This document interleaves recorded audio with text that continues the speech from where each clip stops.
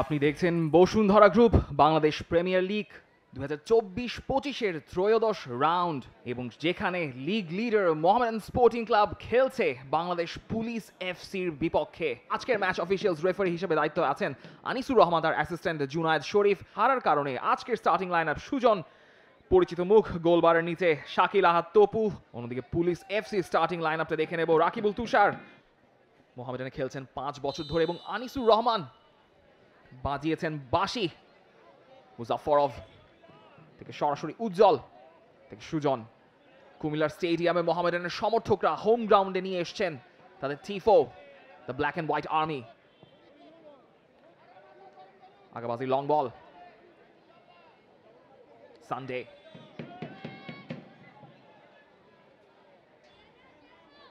Police এফসির গাউতো Moreno, ইসা ফয়সাল, উজ্জ্বল লম্বা করে মুজাফফরভ। 2-3 মিলে আটকানোর চেষ্টা করছেন, আটকাতে পারলেন, তবে ফাউলের কলটাও পেয়ে যাবে Mohammedan sporting club. Muzaffarov Souleymane Diabate চমৎকার বল দিয়েছেন ইমানুয়েল সান্ডেকে। ইসা ফয়সাল ছুটছেন কিন্তু শটটা নিলেন বেকায়দায় পড়ে, কারণ ইসা ফয়সাল তার কাট ইনসাইড বা একটু ভেতরে ঢোকার রাস্তাটা ব্লক করে রেখেছিলেন। ক্যামেরার যে পজিশনিং থাকার কথা এই গ্যালারিতে, সেটা আসলে ভুল জায়গায় রয়েছে। আপনি এখান থেকে নিশ্চয়ই ক্যামেরার অ্যাঙ্গেলে সে প্রসঙ্গে পরে আসছি, কারণ দীপক রায় তিনি ছুটছেন, তাকে ফাউল করা হয়েছে। আলামিনের শট, যদিও সেটা কাউন্ট করা হতো না, কিন্তু আলামিনের শটটা বেশ হোপফুল ছিল। তার আগেই রেফারির বাঁশি বাজিয়েছেন ফাউলের, আর এরপরে আলামিনকে হলুদ কার্ড দেখালেন শট করার জন্য, বাঁশিতে খেলা থামাননি দেখে। মাপার শট এবং একটুর জন্য ঘেসে ডান বারের জাল দিয়ে চলে গেছে। ভালো সুযোগ ছিল, খুবই ভালো। হোসেন সুজন গোলকিপার মোহামেডানের দাবি করবেন যে তিনি আসলে পুরো জায়গাটাই গুছিয়ে রেখেছিলেন এবং শেষ মুহূর্তে তিনি আর বলের জন্য চেষ্টাও করেননি। এই দলটার সঙ্গে খেলতে গেলে একটু খাবি খাওয়াটা। এবার লম্বা থ্রোয়ের ধার ধারেনি, ক্রসটা এসছে অনেক পরে এবং চমৎকার ভাবে ইমানুয়েল সানডে ফাইনালি ডেডলকটা ভাঙলেন। সেই ক্রসটার পর ফাইনালি এবার দুশ্চিন্তার ছাপটা উঠে যেতে পারে আলফাজের মাথা থেকে। মোহামেডানের সমর্থকরা স্বাভাবিকভাবেই এনজয় করছেন। পুলিশ এফসি হয়তো সেভাবে লিগ টাইটেলের কন্টেন্ডার নয়, কিন্তু আপনি যখন নাম্বার 4 থেকে নাম্বার 7-এর পজিশনগুলো দেখবেন খুব কাছাকাছি। এই মুহূর্তে আরেকটা আক্রমণে যাওয়ার চেষ্টা দীপক, এবং বক্সে ফাউল করেছে এবং পেনাল্টির সিদ্ধান্ত।